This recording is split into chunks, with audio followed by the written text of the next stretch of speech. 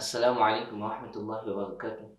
Barkamu da sake saduwa a cikin wannan shiri namu mai albarka mai taken tukwicin Ramadan. Tambaya ta 12. Malam, idan al'adata ta tsaya kafin fitowar alfijir ban samu na yi wankan tsarki ba har ƙarfe 6 na safe, to yaya hukuncin azumina? Yana nan? Zan yi azumi ko kuwa ba na da azumi? Idan ya kasance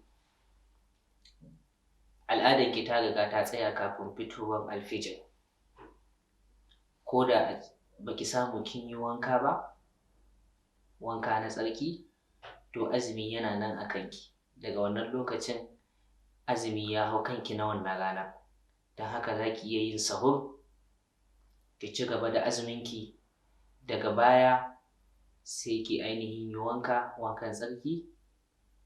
Wannan shine hukunci naki na azumi, kamar yadda malamai suke kafa hujja da dalili akan hadisin Aisha radiyallahu anha, take cewa manzon Allah ya kasance janaba tana kama sa kafin fitowar alfijir, amma baya yin wanka sai bayan ya yi sahur kafin ya tafi sallar asubahi sannan yake yin wanka.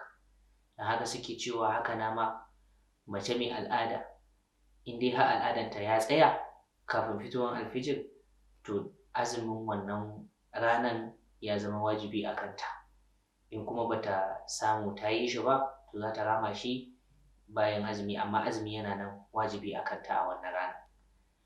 Kamar yadda suke kawowa cewa idan mace ta ɗauki azumi sai bai wuce saura minti 30 ba ko 10 ko 15 ko 2 sannan al'adarta ya zo, to wannan azumin kuma ba ta da shi, za ta rama shi bayan azumi ya riga ya wuce. Wassalamu alaikum wa rahmatullahi wa barakatuh.